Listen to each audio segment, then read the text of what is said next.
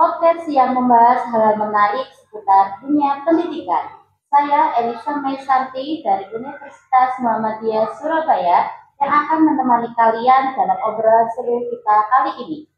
Hari ini kita sedang berada di SDN Sidotopo 1 Surabaya, sekolah yang penuh semangat dan kreativitas tinggi. Dan tema kita hari ini, belajar itu seru, cara menemukan gaya belajarmu. Nah, sudah siap kita simak obrolan seru hari ini? Kita sudah kedatangan dua narasumber yang luar biasa. Yuk langsung kita sapa saja. Yang pertama ada Bapak Iwan Rizka Putra MPD selaku guru hebat yang ada di SDN Sidotopo 1. Apa kabar Pak Iwan? Juga baik dengan saya. Terima kasih atas waktunya mengajak kita ngobrol dan senang sekali bisa mengobrol dengan Bapak. Dan narasumber kita yang kedua ada Revalina Karunia Putri, siswi pintar dari SDN Sidotopo 1. Hai Revalina, apa kabar? Halo juga Kak, alhamdulillah.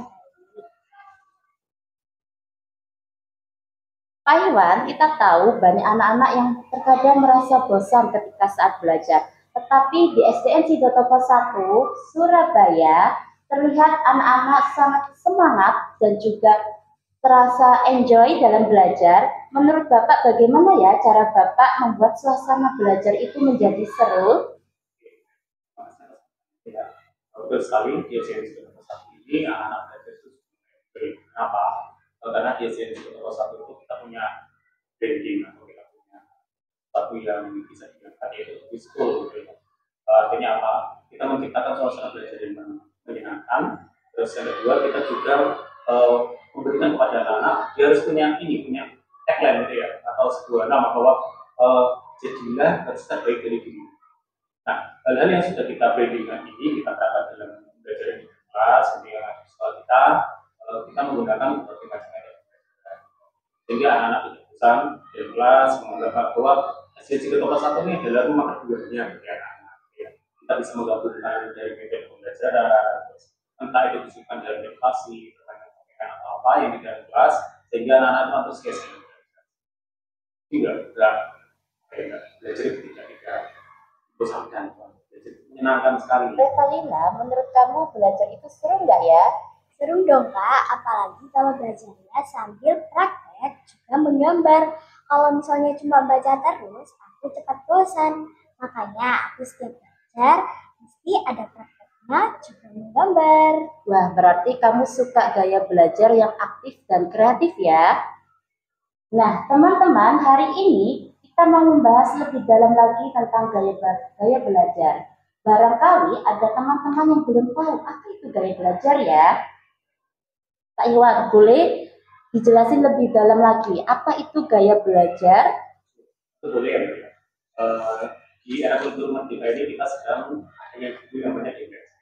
Apa itu gaya belajar? Nah, belajar itu adalah cara terbaik dari seseorang yang menerima, terus bagaimana dia mengelola atau mengingat sebuah informasi yang mereka dapatkan. Kita ketahui bahwa di dalam kultur merdeka ada 3 gaya belajar. Yang pertama dia menggunakan gaya belajar visual. Ini seperti apa? Dia itu suka sekali melihat gambar. Nah, terus dia juga bisa melihat sebuah diagram atau melihat sebuah video. Jadi yang sifatnya dia visual atau yang dia seperti itu. Jadi biasanya anak yang suka visual ini biasanya suka coret, jadi mereka bikin meme setelah mereka melihat gitu ya. Terus yang kedua ada sifatnya dia auditory. Seperti apa nih siswa yang auditory itu? Yang pertama dia lebih mudah memahami, mengenal dari suara-suara. Apakah dia menjelaskan? Kan banyak nih anak-anak yang hanya mendengarkan suara tapi dia sudah paham, menjelaskan paham, terus mereka mendengar melalui diskusi atau menjelaskan guru atau bahkan melalui lagu-lagu yang biasa kita gitu ya. Dan satu kali menghafal lagu aja dia sudah menghafal. Berarti adalah dia belajar anak yang auditory gitu ya. Terus yang ketiga nih ada anak yang kinestetik gitu ya. Tapi apa kinestetik itu? Nah, anak yang belajarnya menggunakan kinestetik ini itu biasanya dia menggabungkan dua, melalui gerakan dan aktivitas gitu ya. Mereka juga lebih suka praktek seperti yang mereka paling lakukan tadi. Dia belajarnya menyenangkan lewat praktek, eksperimen, gambar itu bisa dilakukan dari sini. Jadi banyak macam gaya belajar ya Pak ya, dan setiap anak itu memiliki gaya belajar yang berbeda-beda. Terus Pak Iwan, ada tips sederhana bagi orang tua dan guru supaya bisa tahu gaya belajar setiap anak? Oke, ya. Tips bagi orang tua ya ketika dalam pembelajaran itu yang pertama kenal dulu cara dia belajar. Di rumah apakah dia termasuk dia anak yang suka membaca, terus apakah dia masuk yang tidak auditory tadi, atau dia yang sempat cedera harus aktif, nah, atau dengan saya tadi. Nah, ajarlah mereka atau fasilitasi mereka ketika dia ingin melakukan itu. Gitu. Kalau memang dia suka membaca, biarkan banyak sekali membaca di rumah, ya. Terus bagaimana mereka yang gaya belajarnya dengan estetik atau apa, sehingga perlu pendampingan. Jadi pembelajaran itu tidak hanya di sekolah saja, tetapi juga perlu pendampingan orang tua mengenai gaya belajarnya di rumah. Sekarang Kak Revalina, kamu sendiri pernah merasa nggak jika aku merasa lebih ngerti kalau menggunakan cara belajar seperti ini? Tolong ceritakan pengalamannya Kak Revalina.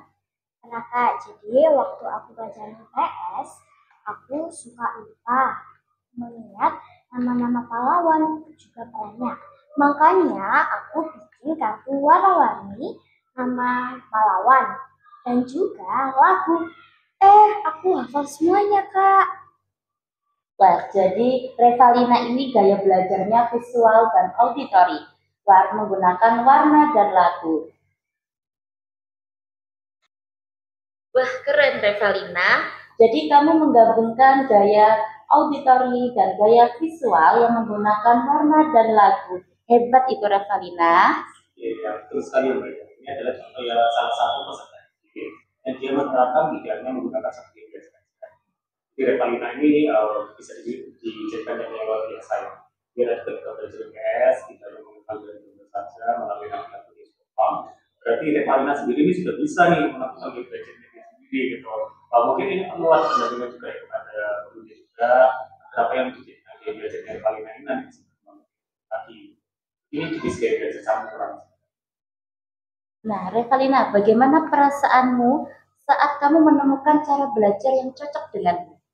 Seru dong, Kak. Aku setiap belajar jadi gak stres dan gak ngantuk. Malah jadi semangat loh, Kak. Aku juga merasa belajar itu berasa kayak main game. Wah, seru sekali ya, seperti main game. Wah, jadi poin pentingnya belajar itu nggak harus membuat stres, tapi juga bisa menjadi hal yang menyenangkan jika kita menemukan cara belajar yang cocok dengan kita, sehingga belajar itu menjadi lebih ringan dan membuat semangat terus. Ya, setuju ya dengan bahasa tadi bahwa pesan kita pada orang tua ya, selain kita juga untuk bisa memberikan uang pada peserta didik agar dia bisa mampu mengembangkan bakat dan minat berdasarkan belajarnya dia, tugas kita yang tidak kalah penting adalah kita harus membimbing sama mendampingi, bukan memaksa. Dalam artian seperti ini, kamu itu harus pintar matematika, harus pintar seperti ini, harus pintar seperti itu. Bahwa setiap anak itu punya belajar yang masing-masing dan punya belajar yang berbeda. Kalau dia sudah nyaman seperti Mbak Eva tadi kan sudah nyaman ya. Iya. Apapun hasil belajarnya itu maka dia harus belajar lebih baik lagi. Bisa dikembangkan dengan hal-hal positif. Catat ya Sobat Pintar, yuk kita mulai perhatikan apa yang membuat kita semangat belajar. Boleh dicoba menggunakan macam-macam cara gaya belajar yang lihat mana yang paling klik dengan kita, karena ketika kita menemukan gaya belajar sendiri, nanti kita akan menjadi percaya diri, semangat, dan kreativitas. Iya benar, Kak. Dan kalau kita udah tahu caranya belajar, kita menjadi itu ditunggu-tunggu loh dan bukan ditakuti. Wah, keren sekali Kakak Revalina ini ya. Sekarang saya mau bertanya kepada Ini pertanyaan, ini pertanyaan. Pak Iwan, kita kan tidak melupakan peran dari orang tua ya. Menurut Bapak, bagaimana cara kolaborasi antara guru dan orang tua dalam mendukung gaya belajar anak? Biasa. Ini sesuatu yang sangat penting yang menurut saya. Aku juga tahu orang tua yang lain bahwa saya sebagai guru dan orang tua yang ada di rumah itu harus bisa saling berkomunikasi. Kenapa? Guru itu hanya bisa memberikan informasi terkait dengan anak sekolah seperti itu. Nah, selebihnya kan kita kan memberikan lagi kepada orang tua. orang tua di sini akan bisa melanjutkan pola yang sudah diberikan oleh guru yang ada di SDN satu ini. Gitu. Nah, misalkan nih, jika anak tadi menggunakan gaya belajar yang visual nih ya, tentu saja peran orang tuanya kerjasamanya dia bisa memberikan gambar atau media-media cat yang menarik ya, agar ya kayak tadi Mbak Evalina tadi sediakan ada beberapa laporan atau lagu-lagu tentang kisah sejarah pahlawan atau lagu-lagu tentang video atau apalah gitu ya, yang nantinya akan bisa ada sinergi antara apa yang sudah diberikan guru yang ada di sekolah itu bisa melanjutkan di rumah. Dan ini yang sangat penting ya, karena juga tadi untuk bisa membantu belajar anak dan juga meningkatkan kemampuan berkembang dalam karakternya. Jadi peran orang tua itu sangat penting ya Pak Iwan, sekali lagi. Jadi benar-benar harus kerja tim antara sekolah dan rumah. Revalina, kamu sering cerita nggak kepada orang tua mengenai kegiatan belajarmu di sekolah?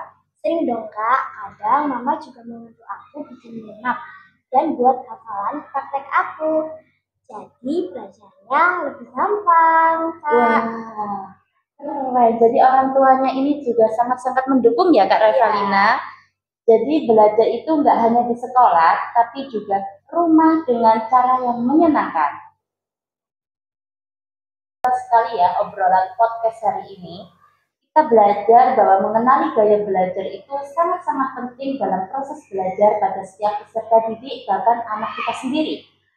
Jika kita tahu caranya, maka belajar itu menjadi senang ya Bapak.